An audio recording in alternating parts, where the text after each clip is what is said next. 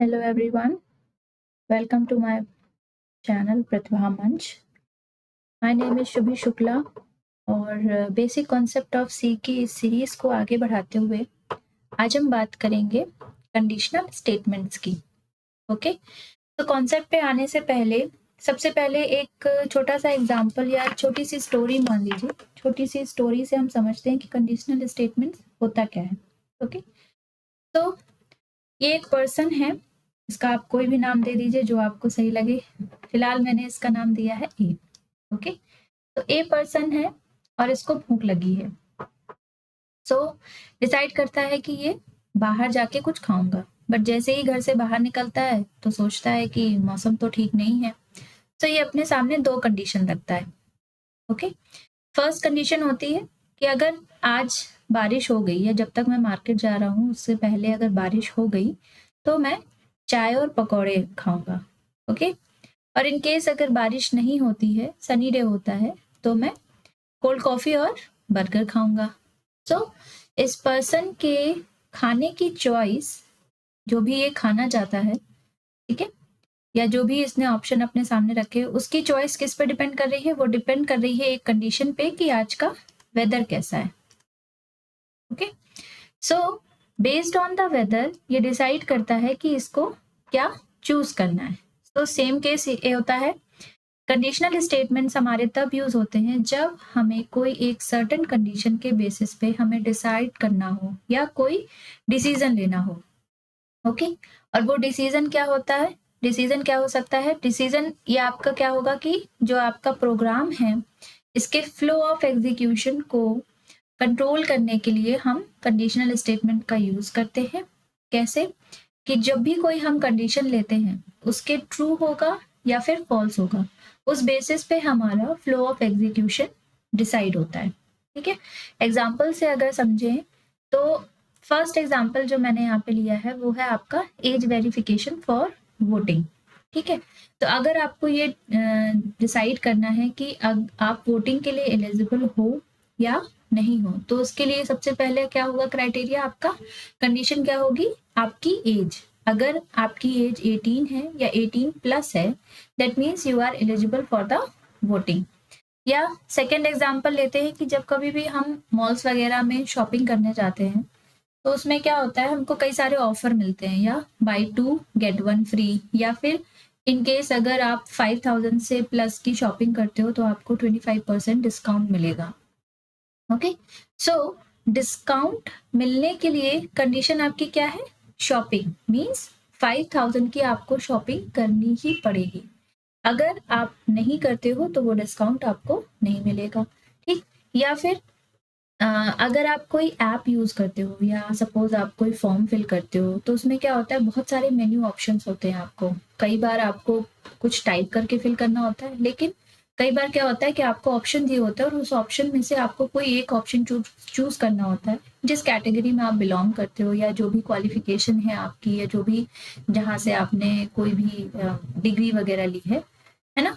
तो ये क्या है कि जब मल्टीपल ऑप्शंस आपके पास हो and you have to choose one option, या फिर कंडीशन के बेसिस पे आप डिसाइड करना है कि आपको डिसीजन क्या लेना है। ठीक है, तो ये सब आपका किस में आता है? कंडीशनल स्टेटमेंट में आता है। ठीक है, सो सी लैंग्वेज में बेसिकली 3 टाइप के आपके कंडीशनल स्टेटमेंट होंगे।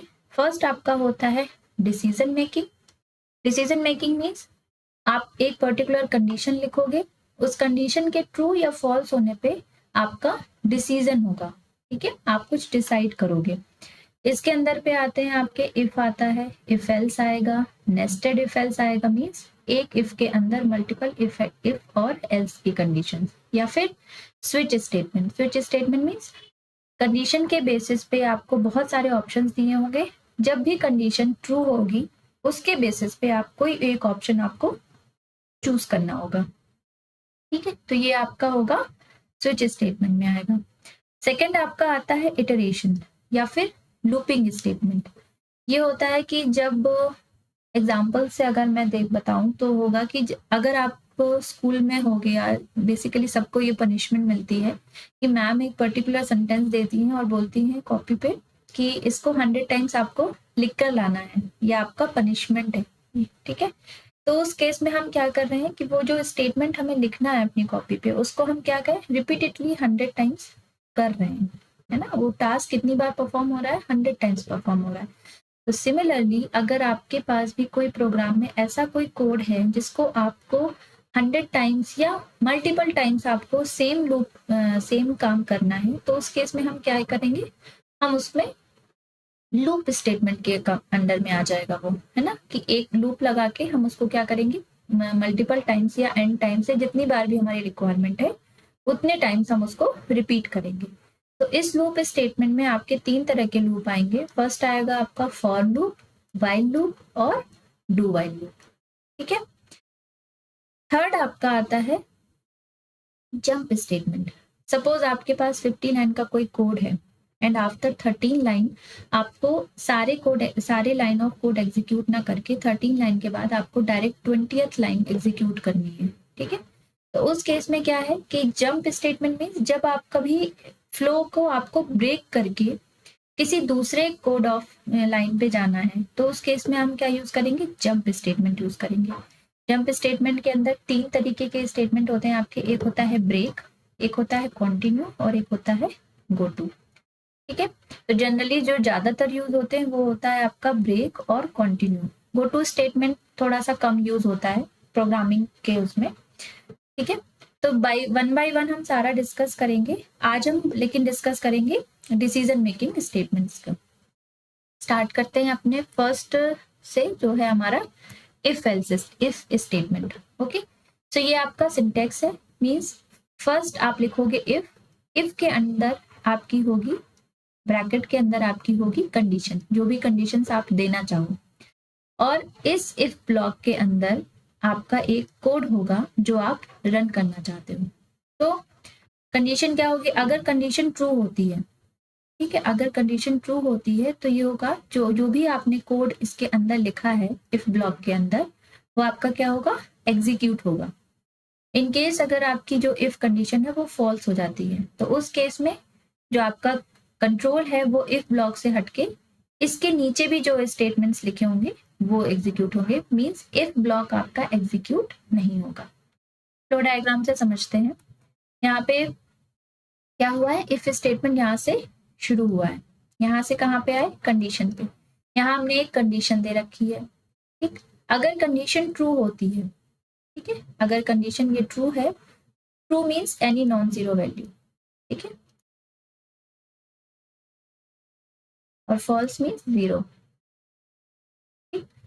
तो कंडीशन अगर आपकी ट्रू होती है तो आप क्या करोगे, जो भी स्टेटमेंट्स आपके इफ ब्लॉक के अंदर लिखे हैं वो सारे क्या होंगे, एग्जीक्यूट होंगे।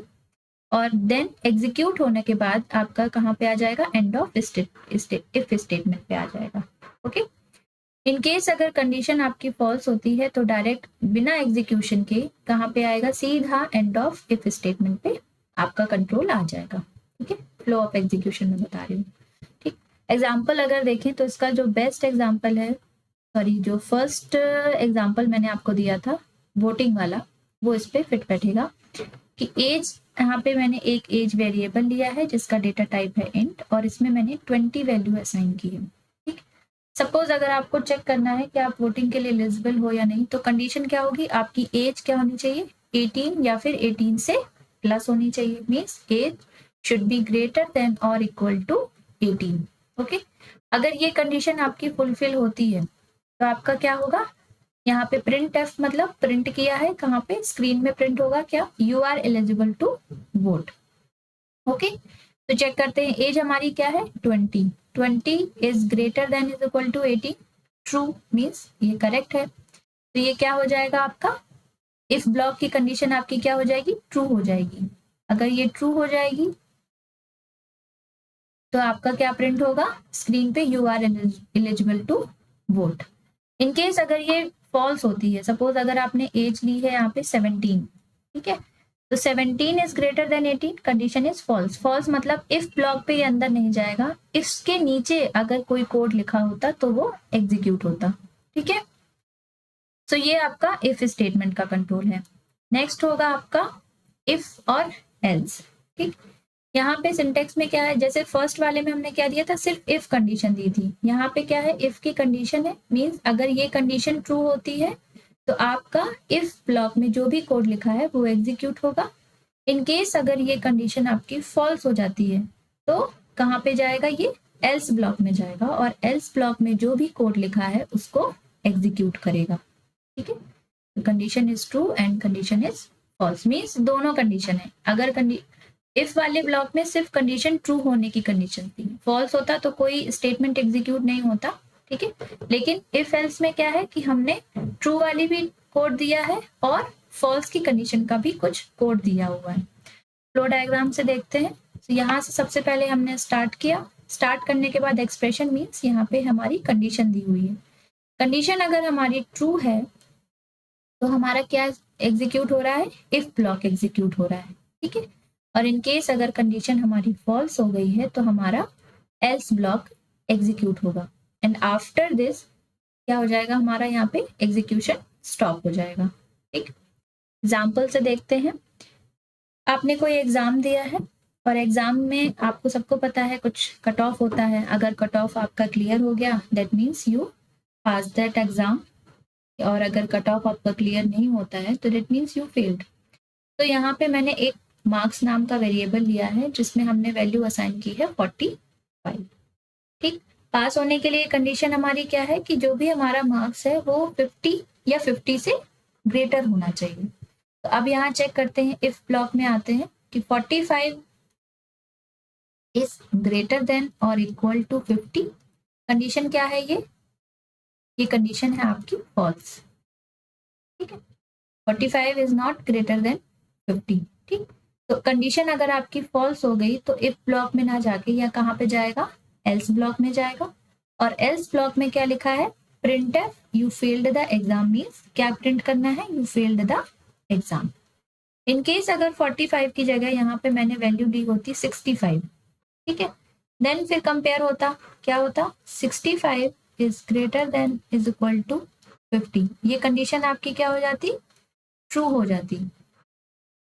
अगर ये ट्रू है तो आपका क्या होगा, इफ ब्लॉक एग्जीक्यूट होता, मीन्स प्रिंट होता फिर you passed the exam. Okay, so एक कंडीशन के ट्रू या फॉल्स होने पे डिसाइड हो रहा है कि कौन सा ब्लॉक एग्जीक्यूट होगा। ओके, ये आपका इफ एल्स हो गया। नेक्स्ट हम बात करेंगे नेस्टेड इफ एल्स की। नेस्टेड इफ एल्स मीन्स एक ही इफ कंडीशन के अंदर आपके मल्टीपल इफ, एल्स इफ या फिर एल्स की कंडीशन या इफ की कंडीशन हो सकती हैं। तो ये आपका इफ एल्स कंडीशन होगा। जैसे सिंटेक्स में क्या है, फर्स्ट इफ कंडीशन यहाँ पे दी है, यहाँ पे मैंने कंडीशन 1 दी है। इस कंडीशन के ट्रू होने पर भी कर्सर कहाँ पे जाएगा, आपका कंट्रोल इफ ब्लॉक में जाएगा। तो अगेन इस इफ ब्लॉक के अंदर एक और इफ कंडीशन दी हुई है और वो क्या है, कंडीशन ट्रू है। अगर ये कंडीशन ट्रू होती है तो क्या होगा, जो इस इफ ब्लॉक के अंदर कोड लिखा होगा वो क्या होगा, एग्जीक्यूट होगा। इन केस अगर ये कंडीशन ट्रू फॉल्स हो जाती है तो कंट्रोल आपका जाएगा एल्स ब्लॉक में, और इस एल्स ब्लॉक के अंदर जो भी कोड हमने लिखा है वो एग्जीक्यूट होगा। ओके, सपोज अगर फर्स्ट कंडीशन ही हमारी फॉल्स हो जाती, ये जो पहला सिनेरियो था वो ये था कि जब हमारी कंडीशन 1 ट्रू हो रही थी, है ना। अगर कंडीशन 1 ही फॉल्स हो जाती है तो ये इस पूरे इफ ब्लॉक को एग्जीक्यूट ना करके डायरेक्ट जंप कर जाएगा किस पे, एल्स ब्लॉक के, जो कि इसका पार्ट है। ठीक है, तो यहाँ से कंडीशन अगर फॉल्स हुई तो डायरेक्ट कहाँ पे जाएगा, एल्स ब्लॉक में जाएगा, और जो भी यहाँ पे कोड लिखा होगा उसको एग्जीक्यूट करेगा। फ्लो डायग्राम इसका कैसा होगा, फ्लो डायग्राम कुछ इस तरीके का होगा। स्टार्ट किया, first condition means if condition, अगर ये ट्रू होती है तो उसके अंदर एक और इफ कंडीशन है। ओके, अगर वो ट्रू होती है तो उसको एग्जीक्यूट करेगा और फिर एग्जिट पे चला जाएगा। अगर पहली कंडीशन ही फॉल्स होती है तो इसके फॉल्स होने के बाद nested if means other conditions भी हो सकती है। मीन्स इस इफ के बाद जरूरी नहीं है कि यहाँ पे एल्सी हो सकता है एक और इफ हो, है ना, या फिर और भी कई कंडीशंस हो सकती है, तो वो उनको एग्जीक्यूट करेगा, उनको भी चेक करेगा। अगर वो ट्रू होती है तो ये उसके अंदर जाएगा, मीन्स उस इफ बॉडी के अंदर जाएगा और वहां एग्जीक्यूट करेगा। इन केस अगर वो फॉल्स होती है तो कहाँ पे जाएगा, डायरेक्ट एल्स बॉडी पे जाएगा, जो हमारा लास्ट वाला ऑप्शन होगा। ठीक है, देन उसके बाद जहाँ जो भी कंडीशन ट्रू हो या फॉल्स होती है उसके हिसाब से आपका डिसीजन होगा, या तो ये या फिर ये, एंड देन फाइनल आपका हो जाएगा एग्जिट। मीन्स जैसे ही सारे कोड वो चेक कर लेगा, सारी इफ कंडीशंस अगर चेक कर ली, जहां जहां पे वो ट्रू हो रहा है उसको एग्जीक्यूट करेगा। इन केस अगर वो सारी फॉल्स हो जाती है तो लास्ट वाला जो एल्स बॉडी है उसको एग्जीक्यूट करके कहाँ पे जाएगा, सीधा एग्जिट कर जाएगा। एग्जाम्पल से देखते हैं इसको। यहाँ मैंने एग्जाम्पल लिया है कि आपके एज के बेसिस पे, जो भी आपकी एज की वैल्यू है उसके बेसिस पे डिसाइड करना है कि आप कौन सी कैटेगरी में आते हो। मीन्स आप चाइल्ड हो, टीनेजर हो या फिर एडल्ट हो। ठीक है, तो फर्स्ट यहाँ पे क्या है, यहाँ पे ये जो सेंटेंस लिखा है प्रिंटफ से लेके स्कैनफ तक, ठीक है, तो ये सबसे पहले प्रिंट कराया है इंटर योर एज। यहाँ पे मैंने अपनी तरफ से वैल्यू ना देके यूजर से इनपुट ले रहे हैं हम। ठीक है, तो सबसे पहले जो मैसेज प्रिंट हुआ स्क्रीन पे क्या हुआ, इंटर योर एज, आप अपनी एज एंटर करो। देन स्कैनफ के थ्रू सपोज एक कोई वैल्यू है जो यूजर एंटर कर देता है, ठीक है, 35 या 40 या जो भी उसका मन है, अपनी एज वो एंटर कर देता है। तो स्कैनफ के थ्रू हम वो एज जो वैल्यू उसने एंटर करी है उसको हम कहाँ स्टोर कर रहे हैं, एज वैल्यू के जो वेरिएबल है, एज वेरिएबल, उसमें हम वो वैल्यू स्टोर कर रहे हैं। ठीक है, अब चेक करते हैं कि वो किस कैटेगरी में आता है। फर्स्ट है आपका चाइल्ड, देन है टीन और देन है एडल्ट। ठीक है, तो यहाँ से नेस्टेड इफ एल्स आपका शुरू होगा। फर्स्ट होगा आपका एज वेरिफिकेशन का, कि अब एज क्या है। सपोज अगर हमने पॉजिटिव, सबको पता है कि एज ऑलवेज पॉजिटिव होती है, लेकिन बाय डिफॉल्ट गलती से अगर कभी कोई निगेटिव वैल्यू किसी यूजर ने एंटर कर दी तो उस केस में क्या होगा, एज तो कभी भी निगेटिव नहीं होती है ना। तो सबसे फर्स्ट कंडीशन आपकी क्या होगी, एज हमेशा आपकी क्या होनी चाहिए, 0 या 0 से बड़ी होनी चाहिए। ठीक है, तो इसमें क्या है, हम चेक कर रहे हैं कि एज आपकी पॉजिटिव है या नहीं, या फिर वैलिड एज आपने डाली है या नहीं। अगर ये कंडीशन ट्रू होती है देन हम चेक करेंगे कि एज आपकी क्या है, 13 से लेस है। अगर 13 से लेस है मींस एज इस चाइल्ड के लिए एज क्या होनी चाहिए, 13 से लेस होनी चाहिए। ये कंडीशन है किसके लिए, चाइल्ड कैटेगरी के लिए। तो जैसे ही एज अगर आपकी 13 से लेस आई, फर्स्ट ये कंडीशन चेक हुई, अगर ये ट्रू होती है तो ये क्या प्रिंट करेगा, you are a child. Okay, in case अगर ये फॉल्स होती है तो फॉल्स होने के साथ ये दूसरी वाली इफ कंडीशन चेक करेगा कि ऐसा तो नहीं कि एज आपकी किसके अंदर हो, टीन एज के लिए जो हमारी कंडीशन है वो क्या है, एज हमारी क्या होनी चाहिए, 13 और 19 के बीच में होनी चाहिए एज। ठीक है, मीन्स अगर आपकी एज 13 से बड़ी है और 19 के इक्वल है या 19 से छोटी है, बोथ कंडीशन ट्रू होंगी। क्यों, क्योंकि यहाँ पे लॉजिकल एंड ऑपरेटर लगा हुआ है। ठीक है, तो इस इफ ब्लॉक को ट्रू कंडीशन को ट्रू होने के लिए बोथ क्या होना चाहिए, ट्रू होना चाहिए। अगर किसी को ये वाला लेक्चर देखना है तो ऑलरेडी मैंने डिस्क्रिप्शन बॉक्स में इसका लिंक दे रखा है, आप वहां से डायरेक्ट लॉजिकल ऑपरेटर का वीडियो देख सकते हो। सारी चीजें वहां पे मैंने डिस्कस करी हैं, ट्रूथ टेबल के साथ साथ कंडीशन कैसे ट्रू होती है, फॉल्स होती है, सारे केसेस। ओके, सो यहाँ पे अब फ्लो क्या करेगा, इस कंडीशन को चेक करेगा। अगर ये कंडीशन फुलफिल होती है, मीन्स अगर आपकी एज 13 से 19 के बीच में आती है, तो उस केस में ये क्या प्रिंट करेगा, यू आर अ टीनेजर। ठीक है, सपोज ये कंडीशन भी हमारी फॉल्स हो जाती है, मीन्स हमारी एज ना तो 13 से छोटी है, ना ही 13 और 19 के बीच में लाई कर रही है, ठीक, या उससे बड़ी है, तो उस केस में क्या है, एल्स क्या प्रिंट कर देगा, यू आर अ एडल्ट। ठीक है, तो ये सारा जो केस है आपका फर्स्ट, सेकंड और थर्ड, ये किसके लिए है, जब आपकी एज क्या है, पॉजिटिव हो। मीन्स ये सारे ब्लॉक तभी एग्जीक्यूट होंगे जब आपकी ये वाली condition, means age greater than equal to 0, अगर ये आपकी ट्रू है तभी ये सारी चीजें कंडीशन ये चेक करेगा और एग्जीक्यूट करेगा। इन केस अगर यही कंडीशन आपकी फॉल्स हो जाती है, सपोज हमने कोई नेगेटिव वैल्यू एंटर कर दी, इनपुट में हमने कोई नेगेटिव वैल्यू दी है, तो उस केस में क्या होगा, ये इसके बाहर आएगा और डायरेक्ट कहाँ पे जाएगा, कर्सर कंट्रोल जाएगा आपका डायरेक्ट एल्स ब्लॉक में, जहां पे हम ये प्रिंट करेंगे इनवैलिड एज एंटर।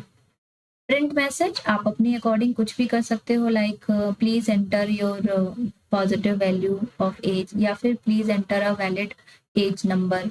सो ये आपके हैं। तो ये क्या है, जैसे ही आपने कोई इनवैलिड इनपुट दिया उसके लिए हमारा प्रिंट हो गया इनवैलिड एज एंटर्ड। ठीक है, तो ये आपका क्या है, नेस्टेड इफ एल्स का ऑप्शन है।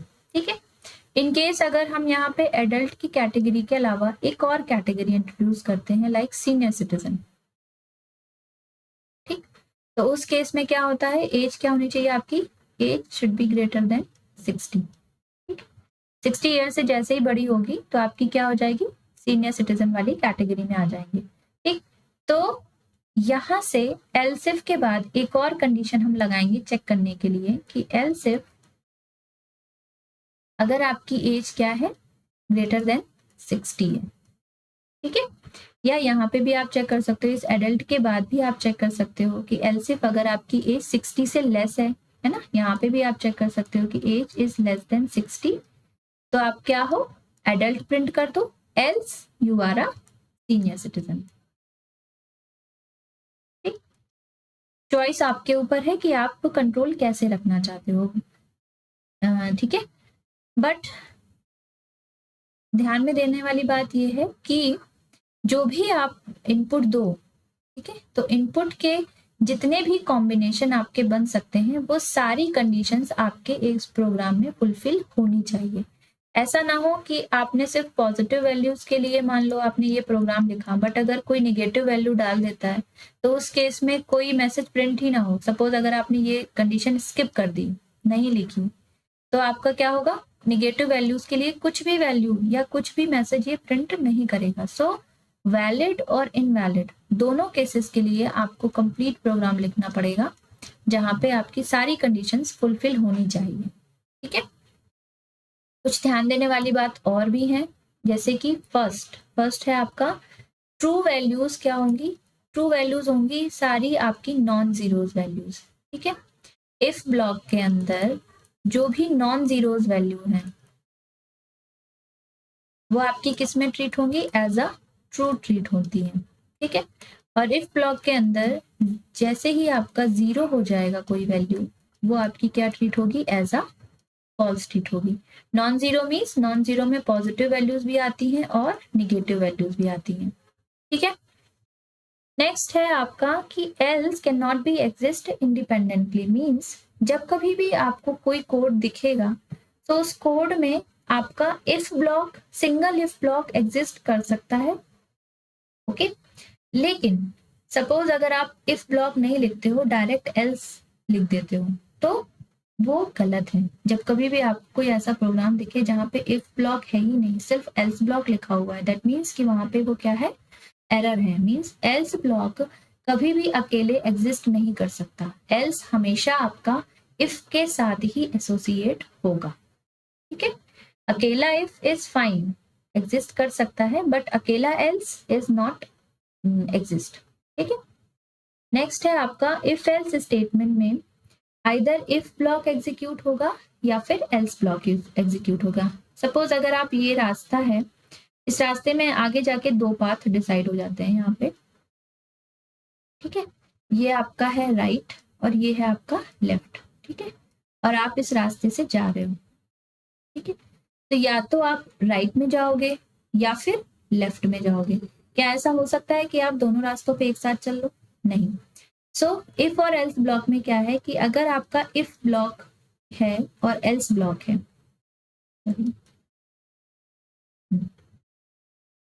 इफ ब्लॉक है और एल्स ब्लॉक है, तो इस कंडीशन के ट्रू होने पे इफ ब्लॉक एग्जीक्यूट होगा। अगर ये कंडीशन इफ आपकी फॉल्स हो जाती है तो एल्स ब्लॉक एग्जीक्यूट होगा। ऐसा कभी नहीं होगा कि इफ और एल्स ब्लॉक दोनों एक साथ एग्जीक्यूट हो। ठीक है, एग्जाम्पल से देखते हैं, कुछ क्वेश्चन सॉल्व कर लेते हैं। हाँ, वन मोर थिंग है कि लॉजिकल ऑपरेटर, ठीक है, कभी कभी क्या होता है हमारे पास मल्टीपल कंडीशंस होती हैं, लाइक जैसे मैंने पिछले वाले एग्जाम्पल में लॉजिकल एंड ऑपरेटर से दो कंडीशंस को कंबाइन किया होगा। ठीक है, अगर आपके पास दो से ज्यादा कंडीशंस है, 3 कंडीशंस है, 4 कंडीशंस है, तो उनको कंबाइन करने के लिए आप किसका यूज करोगे, लॉजिकल ऑपरेटर का।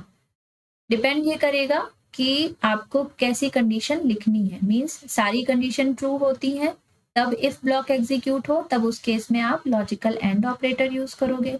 अगर जितनी भी कंडीशंस लिखी हैं उसमें से कोई एक कंडीशन भी अगर ट्रू होती है तो उस केस में आप लॉजिकल और ऑपरेटर यूज करोगे। ज्यादा क्लैरिफिकेशन के लिए आप लॉजिकल ऑपरेटर वाला वीडियो देख लीजिएगा, उसमें आपको और क्लियर हो जाएगा। ठीक है, क्वेश्चंस पे आते हैं। फर्स्ट क्वेश्चन है आपका, what is the purpose of an if statement. If statement का पर्पस क्या है? ऑप्शन ए है आपका, to execute a block of code based on the condition. Option A is correct है, क्योंकि इफ ब्लॉक में क्या है, हम एक कंडीशन देते हैं। सिंटेक्स क्या था आपका, इफ, और यहाँ पर एक कंडीशन दी थी। ठीक, तो कंडीशन के बेसिस पे हमारा क्या है, ब्लॉक ऑफ इफ एग्जीक्यूट होता है। यहाँ पे नंबर ऑफ कोड्स लिखा हुआ मान लो। ठीक, तो एग्जीक्यूट करेगा किसको, ब्लॉक को एग्जीक्यूट करेगा जब हमारी कंडीशन के बेसिस पे एग्जीक्यूट होगा। सो ये हमारा इफ का स्टेटमेंट है।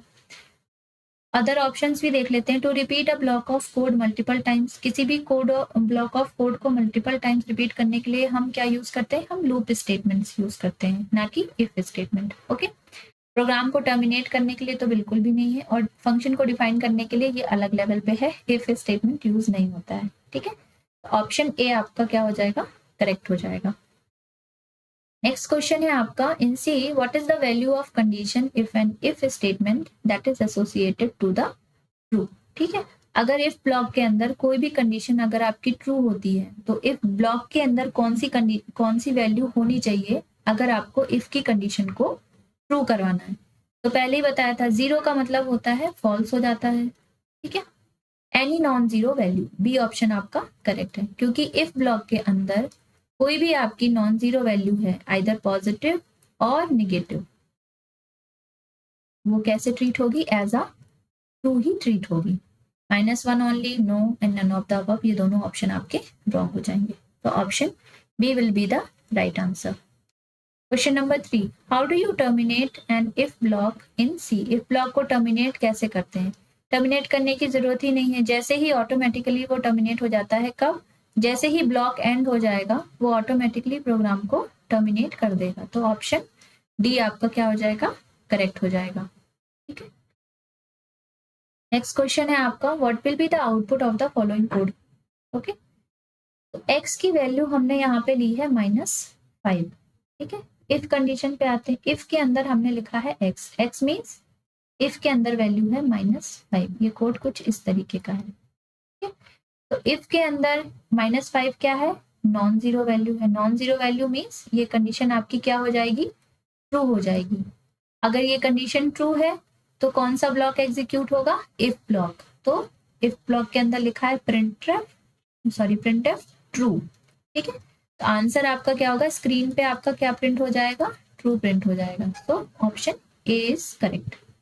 ठीक, इसी का अगर हम दूसरा लेते हैं, सपोज अगर x की जगह पे हमने -5 की जगह 0 वैल्यू लिखी होती, तब उस केस में क्या होता, तब उस केस में हमारा होता इफ x, और ये हो जाता हमारा इफ 0 मीन्स फॉल्स। अगर इफ फॉल्स है तो इफ ब्लॉक को एग्जीक्यूट ना करके ये किसको एग्जीक्यूट करेगा, एल्स ब्लॉक को। तब उस केस में हमारा आंसर आता फॉल्स, मीन्स स्क्रीन पे क्या प्रिंट हो जाता, फॉल्स प्रिंट हो जाता। ठीक है, दोनों सिनेरियो बता दिए। -5 की जगह कोई भी अगर पॉजिटिव वैल्यू होती तब भी आंसर आपका ट्रू होता, लेकिन जैसे ही वैल्यू हमारी 0 हुई, आंसर हमारा क्या हो जाएगा, फॉल्स आ जाएगा। ओके, नेक्स्ट क्वेश्चन है, what will be the output of the following code. x की वैल्यू हमने क्या लिखी है, 10 ले रखी है। ठीक, अब यहाँ पर एक कंडीशन दी है, means x is greater then 5। Okay, तो चेक करते हैं, x की वैल्यू है 10, is 10 is greater then 5, condition is true. अगर कंडीशन ट्रू है, इफ ब्लॉक में है, तो क्या प्रिंट होगा, ए प्रिंट होगा, मीन्स ऑप्शन ए आपका क्या हो जाएगा, करेक्ट हो जाएगा। सपोज x की जगह पे कंडीशन हमारी अगर होती x is less than 5, x की वैल्यू है 10 एंड 10 इज लेस देन 5, ये कंडीशन आपकी क्या हो जाती, फॉल्स हो जाती। तो अगर फॉल्स हो जाती तो कौन सा ब्लॉक एग्जीक्यूट होगा हमारा, एल्स ब्लॉक एग्जीक्यूट होगा। एल्स ब्लॉक अगर एग्जीक्यूट होगा तो printf b, तब उस केस में आंसर आपका आ जाता b, मीन्स स्क्रीन पे आपका क्या प्रिंट हो जाता, बी प्रिंट हो जाता। ठीक है, दोनों सिनेरियो हैं। सो क्वेश्चंस भी हो गए, कॉन्सेप्ट भी हो गया। ठीक है, अगर छोटा सा ही वीडियो था इनके, तो वीडियो अगर आपको अच्छा लगा हो, सारा कॉन्सेप्ट आपको अगर क्लियर हो गया हो, तो प्लीज इसे लाइक कीजिएगा। अपने फ्रेंड्स के साथ जो भी आरआरबी जेई की तैयारी कर रहे हैं उनके साथ शेयर कीजिए, और चैनल पे अगर आप नए हो तो आप इसे सब्सक्राइब करो, ताकि जब कभी भी मैं कोई नई वीडियो अपलोड करूं तो आप तक पहुंच जाए। ठीक है, नेक्स्ट वीडियो में हम बात करेंगे स्विच केस स्टेटमेंट्स की। ठीक है, बहुत सारे सिनेरियो होंगे उसमें, तो लंबा थोड़ा सा वीडियो होगा वो वाला, तो क्वेश्चंस भी करेंगे और कॉन्सेप्ट भी डिस्कस करेंगे। तो मिलते हैं अपने नेक्स्ट वीडियो में, तब तक के लिए बाय बाय एवरीवन।